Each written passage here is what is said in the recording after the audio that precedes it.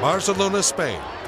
Two men are preparing to fly a hot air balloon as part of a city music festival.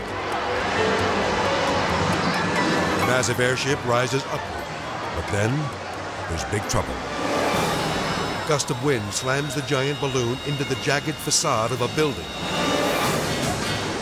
The balloon tears free, but not before a gaping hole is ripped in its side.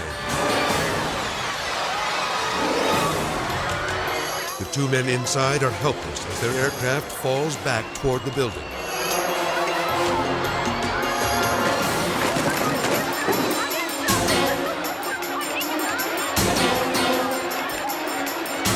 Thankfully, part of the balloon's shredded material gets snagged on the rooftop and keeps them from falling to the ground.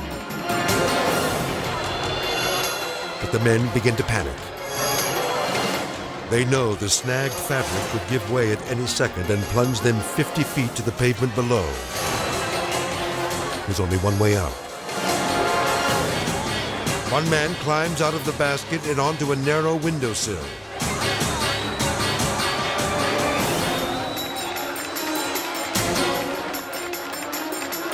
Clinging to the window frame for support, he tries to help his friend to safety. But the young man is caught between the basket and the building, hanging on by only his fingertips. His friend waves back the crowd, fearing the gondola will plummet to the earth at any second. With time running out, he reaches and grabs his friend's jacket and pulls him to the narrow ledge. The crowd below cheers, and the frightened balloonist somehow managed to smile, thankful that what went up didn't come crashing down. San Antonio, Texas. A man trying to steal beer from a convenience store is trapped when he attempts to break in through a kitchen vent. Store manager Joe Castellano is shocked to learn that a grown man would think he could make it through such a narrow opening. When I heard that, it was just wondering who would be dumb enough to do it.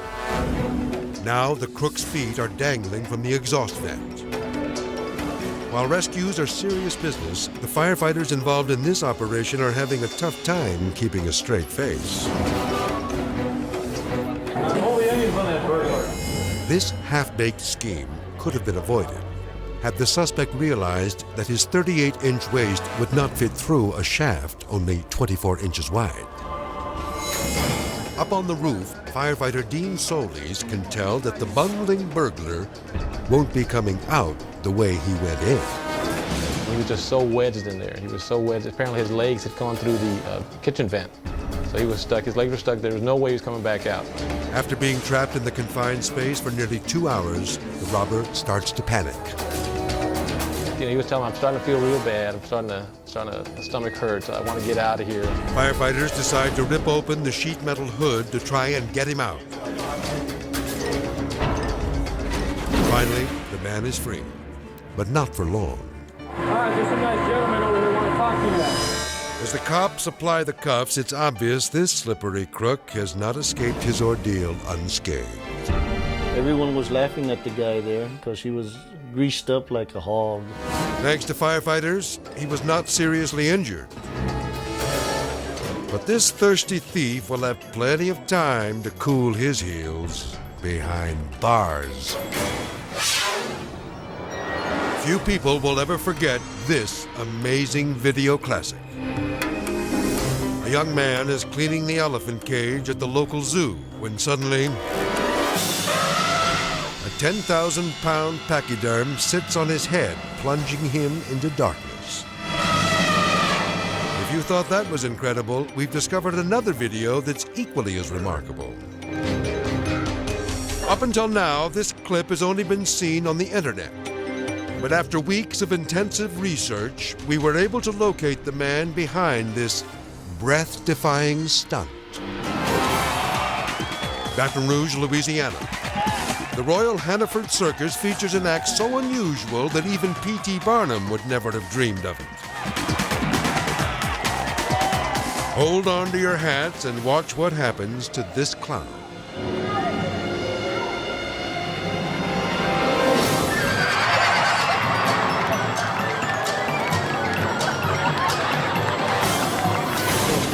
Let's take another look. The man is flung off balance and flies headfirst into the worst seat in the house. The clown is stuck inside the 2,000-pound horse for several excruciating moments. Finally, he is pried out and staggers across the ring, gasping for air. The identity of the man behind the horses behind has remained a mystery until now. We've located him, and his name is Mark Caroli. You all had a hard time finding me, but you did it. And you found me in a little bitty town traveling down the road. It's amazing how you guys do it. Mark says that this bizarre disappearing act has been part of the Hannaford Circus since the early 1900s. It's a guaranteed laugh. I mean, if you don't laugh at that, there's something wrong with you. You know, the old saying was, if when in doubt, drop your pants, you're gonna get a laugh. But, you know, it's not something you'd say, well, you're not getting a laugh, but stick your head up horse's butt, you know. It's still getting huge laughs today, and I'm just carrying on a tradition. But Mark would like to take his moment in the national spotlight to make a startling confession. I can assure you I'm not really doing it, okay? I mean, I love to make people laugh, but I'm not, you know, that weird. So how does he do it? Heads up, Mark is about to reveal a century-old circus secret. Watch as he demonstrates with his trusted horse, Soda. Just for those people at home, it's really not happening what you thought you seen. This is all basically I do, just really trusting the horse and putting my head right between his legs as you come out. You just come out quick like that, and it gives an effect that you've done what you did not do. Now you know the inside secret of the world's most amazing headless horseman.